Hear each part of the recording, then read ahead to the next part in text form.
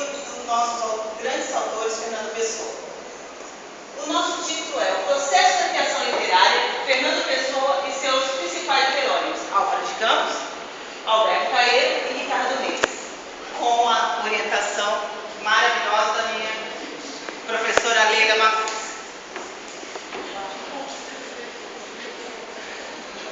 A introdução.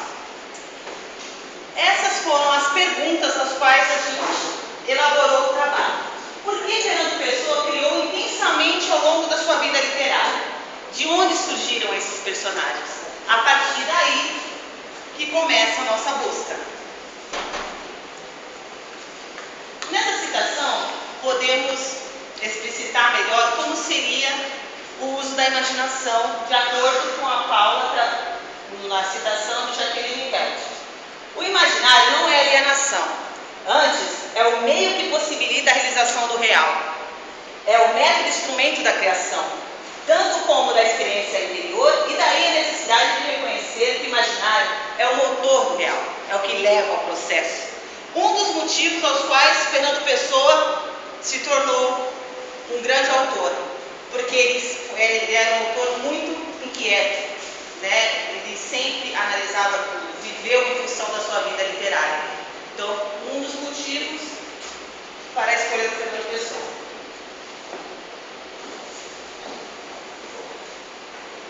Um dos fatores em relação a essa imaginação, podemos ver, conhecer a complexidade do real, ou seja, essa complexidade do real, que é esse tempo presente do autor Fernando Pessoa e tudo aquilo que permeia, tudo que está em volta dele. A reflexão inviável pela singularidade, somente uma pessoa. Toda essa cosmovisão dele, que logo mais eu vou explicar inclusive na frente, ela é impossível e ilimitada se não há essa multiplicação dessa visão, desse foco com relação ao que ele depois mais tarde poderia criar esses determinantes. Por cosmovisões arquetípicas, entendemos como a concepção do universo e do mundo a partir de matrizes relacionadas ao princípio de tudo. E as cosmovisões particulares seria a multiplicação e cosmovisões particulares seriam as cosmovisões arquetípicas, mas em sua infinidade, ou seja, as suas especificidades e como que elas se processam. E aí vemos, através de Álvaro de Campos, esse trecho, né? Inclusive, multipliquei para me sentir, precisei sentir tudo, transbordei, não fiz senão extravasar. Daí essa necessidade dele dessa multiplicação a partir do Álvaro de Campos nesse trecho. Bom, nossos objetivos. Como objetivo, vamos buscar na análise literária, teoria literária, como ocorre esse processo de criação, bem como também bate na estética da criação verbal. Procuramos buscar, demonstrar as ferramentas utilizadas na construção de personagens, ou seja, explicar como ocorre esse processo, de onde surgem esses personagens. A metodologia, a pesquisa foi bibliográfica. Na teoria literária, usamos a autora Laura Paula. Na análise literária, Márcio Moisés. E na última foi Pato. Imaginação. Na teoria literária, este livro que está aqui, na teoria literária, estudamos esses tópicos. A imaginação. A imaginação, ou seja, é tudo que impulsiona a vida e a história da humanidade. Na disponibilidade anímica, vimos que é a partir da alma, contar a alma a partir da alma. Encontro do autor com a realidade que o cerca. Como nós somos seres históricos, de acordo com a autora, nós estamos a todo tempo construindo e compondo a nossa história, a nossa sociedade. A literariedade seria Os fatores que agregam a importância da literatura num determinado momento. a função histórica e social do fenômeno literário, como que é quase parecido, mas um pouco diferente, porque mostra como a história e a sociedade estão intrinsecamente ligadas no processo literário, na criação literária principalmente. Na análise literária, este livro que nós dois aqui. Os fatores para análise de personagens de ficção. Os fatores, ele enumera vários: psicológico, sociológico, marxista, entre outros fatores que levam à construção de personagens. As personagens planas, dita pelo autor, são as personagens estáticas, aquelas que não se movimentam e não têm juízo, nem qualidade, nem defeito. As redondas são as dinâmicas, as que podem se modificar, as que são atribuídas às qualidades e os defeitos das personagens. Bom, no livro A Personagem de Ficção, que é uma reunião de 4 autores, incluindo o Rosenfeld e o Antônio, temos aí o nível estético, contextos intelectuais e os aspectos esquematizados. O nível estético seria essa qualidade da literatura, buscando como conceito para isso a arte, a importância da arte e os fatores que perderam no texto. O contexto objetuais seriam os objetos, suas características e qualidades com relação ao todo textual. Os aspectos esquematizados são as estruturas, são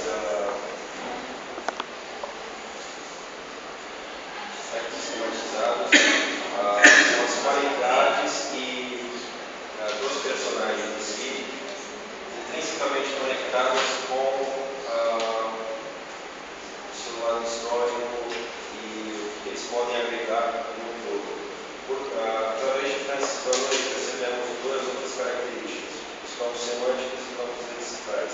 Por campo semântico, vemos a significância da palavra em relação ao todo da obra e as outras palavras em si, ou seja, essa dualidade dela e as outras, e agregando o fator do tempo como influência, porque para analisar uma palavra você vai ter que fazer uma relação dela no período em que ela foi utilizada. E os campos lexicais, que são as qualidades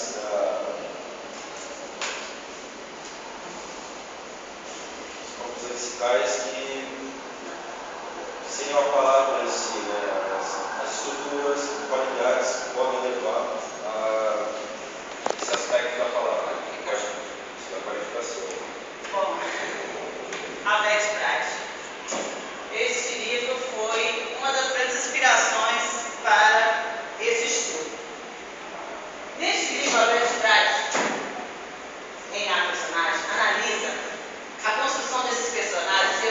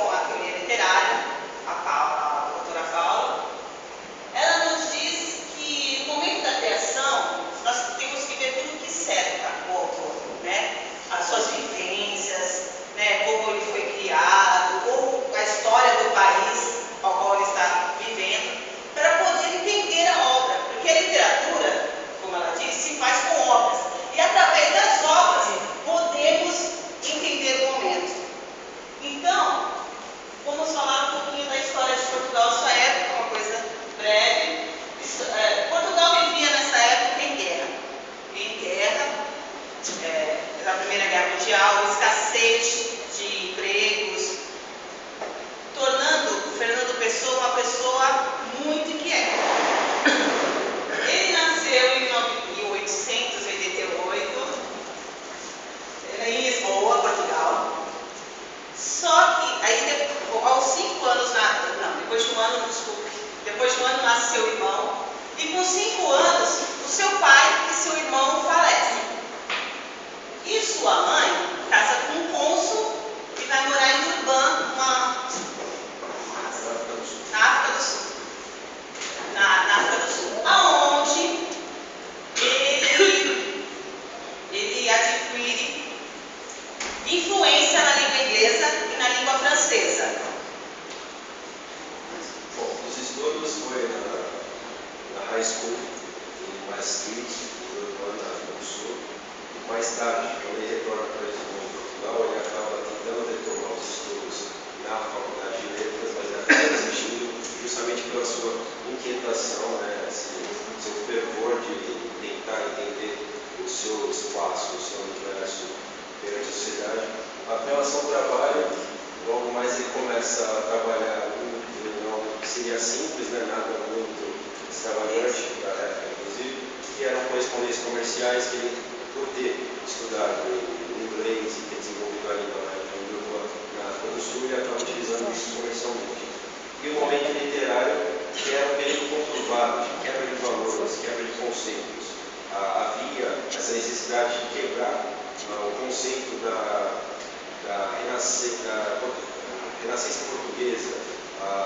Então houve essa vanguarda no começo do século XX, e ele, juntamente com Amada Negreiros e entre outros grandes autores e observadores da sociedade da época, juntaram esse grupo, que mais tarde acabou calhando com a criação da revista Orfeu, que infelizmente duraram apenas poucas edições, mas que fizeram uma grande diferença nessa época conturbada. Bom, agora iremos falar do processo da criação literária de Fernando Pessoa. Colocamos um trecho deste poema que ilustra muito bem essa ideia da criação. Navegadores antigos tinham uma frase gloriosa: navegar como que eu sou. Viver é necessário. O que é necessário é criar. O autor quis dizer com isso, de acordo com Carlos Felipe Moisés, em uma entrevista no livro de antologia, que não é para as pessoas se aterem ao pé da letra, que não viver. O não viver para eles seria a renúncia, a mesma renúncia que os navegadores fazem quando optam a navegar. Eles têm sempre que manter o foco, né? Esquecendo da sua vida pessoal, coisa que aconteceu com o Fernando Pessoa. Ele até teve o namoro, mas acabou não indo adiante, porque ele realmente, a vocação dele era a criação. Diz que por vezes tentou sair do seu principal objetivo, mas não tinha como. Então, a mesma coisa que o navegador tem, que é o foco, né? Esquecer das suas necessidades pessoais e tudo no momento da navegação, assim também é o poeta. O poeta também tem essa necessidade de se abdicar de muitas coisas a favor da criação. Bom, em relação à criação de personalidades poéticas encenadas por seus escritores, podemos perceber a partir da visão de Paula, principalmente Fernando Cebolinha e outros autores, as características aí do Alberto Caio e Fábio Reis, o outro literário do Álvaro de Campos, e por último Fernando Pessoa, essa ordem tem uma certa importância de existir. Por Alberto Caio, percebemos em suas qualidades, através da observação do autor Carlos Felipe Moisés, o populismo com uma intensa observação, aprendizagem, desaprender e o fingimento. Porque o populismo seria essa relação da natureza, como ele mesmo dizia, guardador de rebanhos, ou seja, a importância da planta, das plantas, da natureza, dos animais, o seu amor pelo que é natural. A intensa observação. Ele, na verdade, ele buscava desfocar tudo aquilo que não comprazia com aquilo que ele observava. Então, somente aquele objeto de estudo. O resto ele isolava, para não ter problemas de compreensão. aprendizagem e desaprender. Ele diz que o sujeito, isso através de Carlos Moisés, por observação, que o sujeito aprende durante a vida, mas que, por essa característica de Alberto Coelho, ele teria a necessidade de desaprender. Por quê? Desaprender tudo para conseguir observar dessa outra maneira que é a de Alberto Coelho. E o fingimento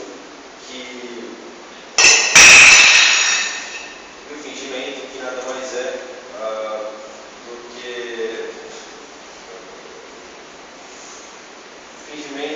mais é do que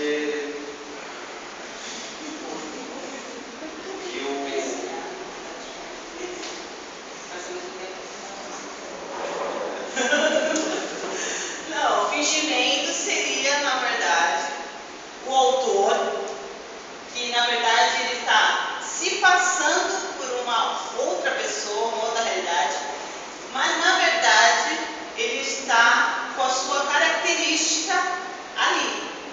Ele conta como se não fosse ele, mas as suas emoções estão expressas ali naquela obra. Que é bem interessante porque ele fala, eu não guardo demônios, mas é como se os guardasse.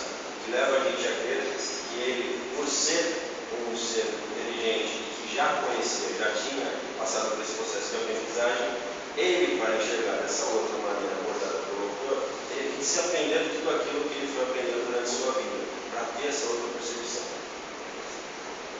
Bom, Ricardo Reis, temos aí o estoicismo, a outra característica que é a racionalidade, a aceitação da morte, o neopaganismo e, muito importante, inclusive, o cristianismo versus o cristianismo. O estoicismo, para o Espírito Moisés, destaca a questão da doutrina filosófica, ao que vem a ser esse estoicismo, que é o fato de que a vida não vale a pena, até porque, para que você se esforçar, você vai morrer. Com relação à racionalidade, ele era um autor frio, racional e objetivo. A aceitação da morte, para que você lutar por coisas que podem te agregar valor futuramente, ele, em todos os sentidos, se você vai morrer e pode até sofrer por essa tentativa. Então ele aceitava muito bem essa questão da morte. O neopaganismo, que vem a ser toda a crítica consistente em relação à civilização pós a queda do Império Romano, que vem a ser essa civilização humana. E o cristianismo versus o cristianismo. Por cristianismo entendemos como uma religião, e já o cristianismo seria tudo aquilo pós aquilo de concepção negativa, as mazelas da civilização humana que a gente pode dizer como a pobreza, a miséria, o egoísmo e tudo aquilo que vai de encontro a negativo em relação ao cristianismo, que é essa doutrina. Pode passar. Com Álvaro de Campos, temos, de acordo com a visão de Carlos Moisés, o espírito da modernidade, o fato de ele ser agitado, nervoso, a contradição, a mistura temporal, a emoção e as ideias.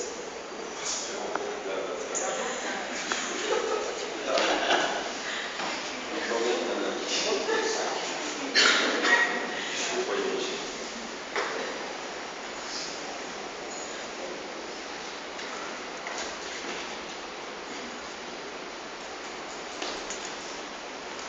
Bom, o espírito da modernidade, Álvaro de Campos, que era engenheiro, de acordo com a pessoa, retrata o espírito da modernidade. O que é esse espírito da modernidade? Tudo aquilo que estava no século XX, no início do século XX, transporte, velocidade, tudo mais. Agitado, pelo fato de ele ser agitado, ele era muito inconstante, questionava cada vez mais os aspectos que permeiam a sociedade. Ele era nervoso, inquieto, em relação à questão contraditória, a mistura temporal, ela vem a ser a importância e a adesão que ele dava à quebra dos conceitos do passado, mas ao mesmo tempo se refugiava dessa quebra. Então ele dizia que era importante, era linear, o passado com o presente para levar ao futuro, e essas emoções e ideias que ele levava.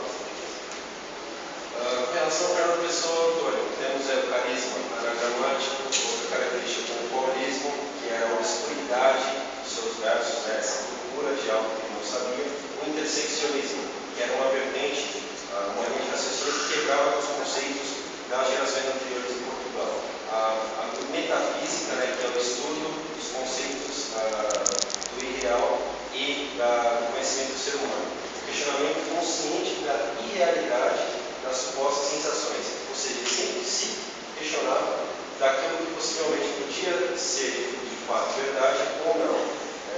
E a exorcização do verbo e da poesia. E é bastante interessante deixar claro que esse questionamento ele é muito claro em autopsicografia do poeta fingidor, que finge não completamente e chega a fingir que é a dor que o verdadeiro sente. Está aí essa multiplicação, né, de possibilidades desse aspecto do universo de Fernando Pessoa. O papel da poesia é primordialmente, segundo o Segonin, de exorcizar essas máscaras sombrias na tentativa de desvelar, com base na magia do verbo poético, essa verdade sempre outra que se nos escapa por entre os dedos. O que podemos entender com isso é que a sua objetividade, ela na verdade é nula. E isso implica o subjetivismo do poeta em passar essas sensações. Ou seja, algo incompleto. Ele sempre pode ser mais, sempre pode se multiplicar em cosmovisões. Pode passar. E as considerações finais do nosso trabalho foi que Fernando Pessoa criou os seus heterônimos para dar uma voz para conturbar e com guerras. Em seus principais, ele colocou em cada um uma personalidade diferente, ou seja, veio todo com cada especificidade. Tanto dramática, para algum ele deu dramática, para outro mais racional, mental, e o outro ele deu emocional, tornando incontestavelmente um dos melhores poetas de todos os tempos. Essa foi a nossa bibliografia. As principais, né? Vertigais, Barthes, Galhóis, Moisés, Carlos Felipe Moisés, Márcio Moisés, Laura da Silveira Paula e Segonin. Fim. Só que antes do fim, queremos propor uma pergunta, porque assim, ficou uma pergunta, né? Será que tudo isso valeu a pena? Como diz a pessoa, tudo vale a pena se a alma não é pequena.